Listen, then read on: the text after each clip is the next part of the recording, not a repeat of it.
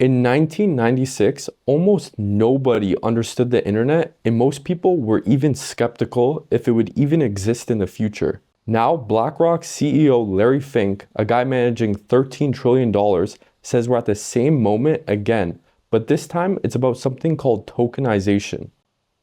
And normally when Wall Street executives start talking about crypto, everybody just seems to tune out that noise because it's just another guy on Wall Street talking about the next big thing. But this one hits different because Larry Fink isn't pitching you on some next crypto scam token like an influencer. He's describing how the financial system itself is about to change, and what he's talking about affects every single asset you own, whether you're in crypto or not.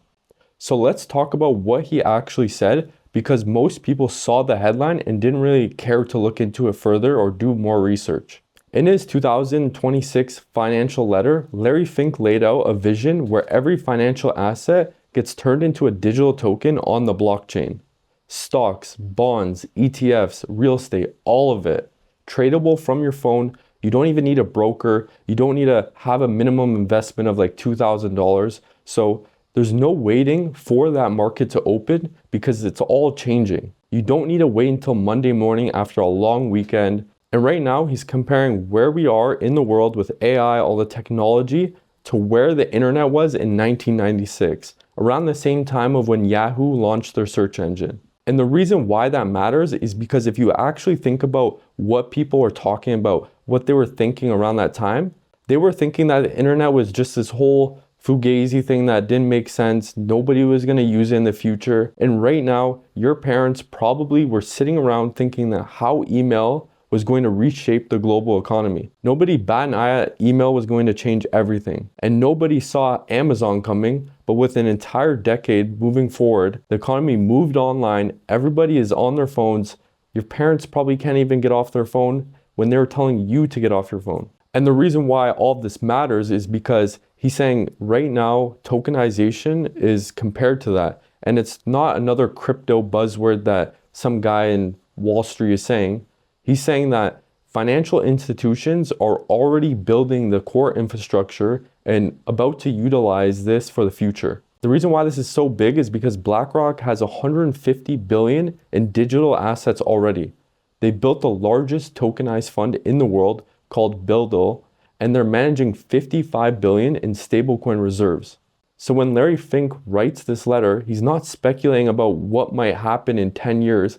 He's describing what they're already doing behind closed doors, behind Wall Street. They're building this stuff right now. And what's kind of funny is the same people on Wall Street who are telling you to sell your Bitcoin, it's useless, they're quietly stacking up every time there's bearish days.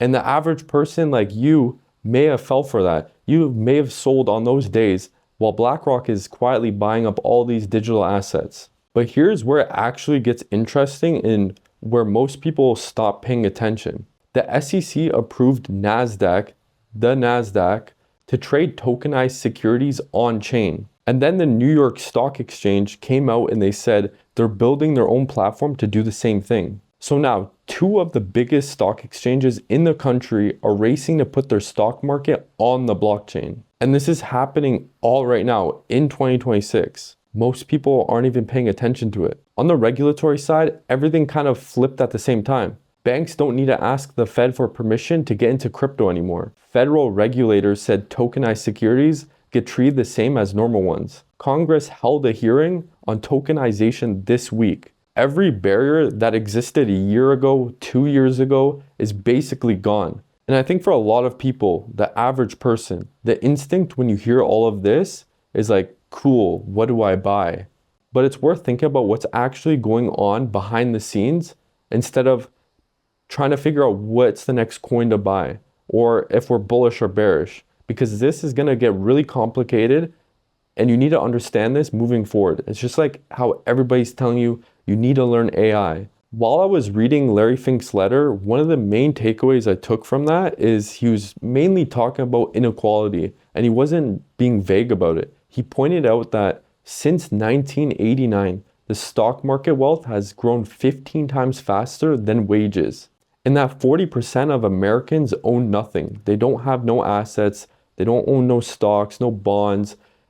Some of them don't even have retirement accounts. So they have zero exposure to any market growth over the past 35 years. Basically, to put that into perspective, his argument is that the system itself has a problem. It's too expensive. There's too many layers between the normal person and being able to invest. And his pitch is that tokenization removes all of that, because if half of the world already has a digital wallet on their phone, and you can use that to buy a fraction of a stock or a piece of a treasury bond the same way someone sends you money, that barrier just seems to disappear. And honestly, I think he's right about that problem. The financial system is genuinely hard to access. Most brokers require you to have a limit on opening an account. If you are an experienced investor, but you don't have a big capital size, and you want to invest in these companies that aren't public, you need to be an accredited investor with $1 million. So there's barriers to this game. And that opens up the possibilities for the average person to get more into investing in assets or anything like retirement accounts. It just makes it easy. And it shouldn't cost a fortune for the average person to get into this. But the solution is where it all starts to get complicated. Because think about what's actually happening here. Blackrock is building the whole infrastructure that all of this runs on, and whoever builds the infrastructure controls it. That's not me criticizing Blackrock, that's just how things work. They went from basically owning nothing in digital assets to owning over 150 billion in a couple of years. And they're not doing that because they want to help regular people. They're doing it because they see what finance looks like in 10 years and they want to be the ones who have control over the whole system. And there's also just a basic question that you should be asking. If BlackRock, JP Morgan, the NASDAQ, New York Stock Exchange are all of the ones that are building this, then what is actually decentralized? The technology is new, but the same people are running it. Doesn't really make sense. The interface changed, but the power structure really didn't. It's just going from one thing to another and being more on chain. So where does this leave me, you? What does this actually mean for the average person? Both sides of this are true at the same time. Tokenization is going to make it easier for people to invest. That's real. And it's also going to put companies who built the infrastructure in an incredible power position. The internet made information free, and it also created some of the most powerful companies that have ever existed. Tokenization is probably going to play out in a similar way. If you look at the numbers, the tokenized real-world asset market went from about 5 billion to over 26 billion in a single year. That sounds like a lot, but compared to what's actually out there is nothing. The US Treasury market alone is 28 trillion. The actual growth hasn't even started yet. In terms of what's coming next, the Clarity Act is moving through Congress and should hit the Senate sometime in late April. And whenever NASDAQ, New York Stock Exchange announced the launch date for their platform, that tokenized platform is going to bring a wave of money on chain, and that's going to be completely different than anything crypto has seen before, because it won't be crypto people moving money around. It'll be traditional investors using the core infrastructure to access the same markets they always have been.